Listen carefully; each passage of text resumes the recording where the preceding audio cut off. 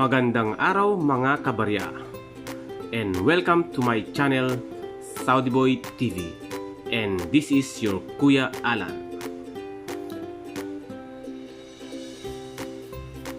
Sa mga bago ko pong subscribers at mga viewers, welcome na welcome po kayo sa aking channel. At sa aking mga silent viewers, maraming salamat po sa inyong lahat at sa walang sawang panonood at pagsubaybay ng aking mga videos. At kung bago ka naman po sa aking channel, ay huwag mong kalimutan i-like, mag-subscribe ka na rin at pindutin ang notification bell para updated ka palagi sa panibago kong video. At kung gusto mo naman pong magpa-shoutout ay mag-comment ka lamang po sa comment section para sa susunod kong video ay maisama ka sa shoutout.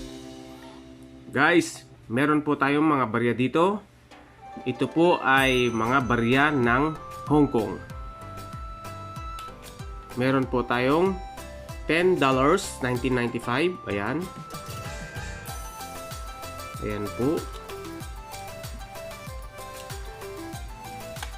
Meron po tayong $5, 1998. Ayan. Makapal. 3mm. At $2, 1997.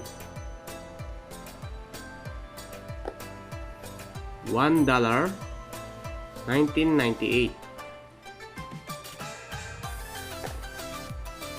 50 cents, 1994. 25 cents. Focus. 1991. 20 cents, 1995. At ang 10 cents, yan, 1998. Pero ang tatalakayin po natin ngayon guys ay itong 1995. Narito po ang features nito. Country, Hong Kong. Period, Special Administrative Region, 1997 to date. Type, Standard Circulation Coin. Years, 1993 to 1996. Value, $10. Currency, dollar, 1863 to date. Ang composition po nito guys ay nickel brass sa gitna at copper nickel naman po sa kanyang ring. Weight, 11 grams. Diameter, 24 mm. Thickness, 3 mm. Shape, round. Orientation, medal alignment. References, KM number 70 at ang SCON number po ay 56. Ayan guys, wala pong ginto ang ating barya ngayon na $10 ng bansang Hong Kong. Pero meron po silang ginawang ginto pero hindi po siya circulating coin. Ayan po, nakikita nyo po ang ginawa nilang ginto sa gitna at silver naman po sa kanyang ring. Ayan po, meron po lamang silang ginawang 20,000 pieces niyan. Pero hindi po siya circulating coin. Ayan po. Ayan guys, ang nakikita nyo po ngayon ay kanyang obverse. Bauhinia or Hong Kong Orchid Flower. Lettering, Chinese character, Hong Kong. Ayan. Translation, Hong Kong. Ang engraver po nito ay si Joseph Yam. At ngayon guys ay dadako tayo sa kanyang reverse. Face value lettering. Meron pong Chinese character at ang 10 at ang taon 1995. $10. Translation, $10, 1995. $10.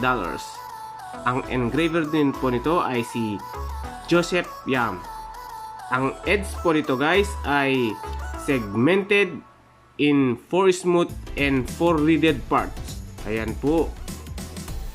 Smooth at saka reeded. Ayan, makapal po siya. Ayan. 3 mm po yan ang kapal niya. Ayan.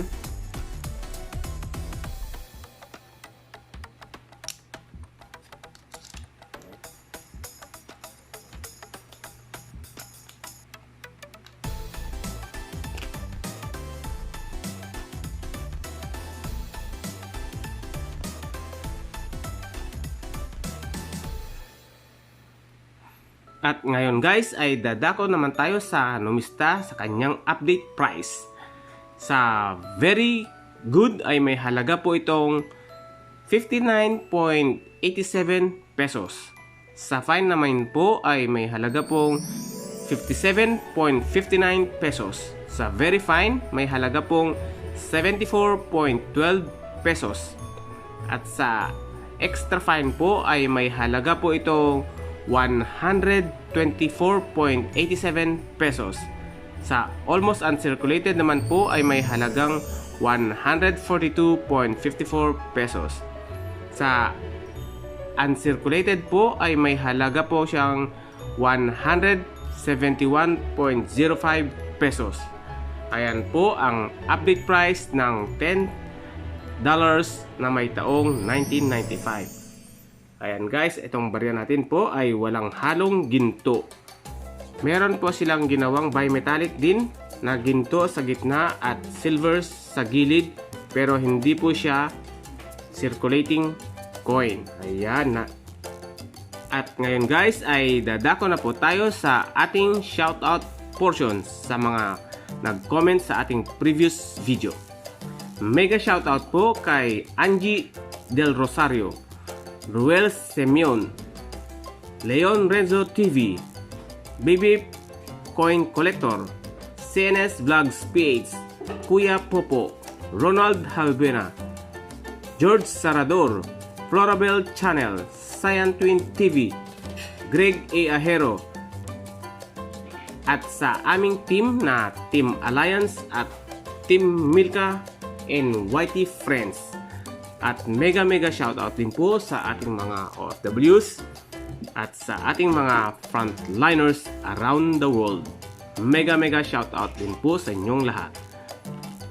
Ayan guys, hanggang dito na lamang po ang ating update price ng $10 ng bansang Hong Kong na may taong 1995. Sana po ay may nakuha kayong impormasyon mula sa baryang ito.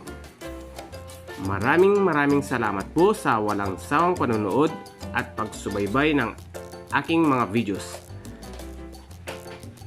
Hanggang sa muli, mag-ingat po kayong palagi. God bless.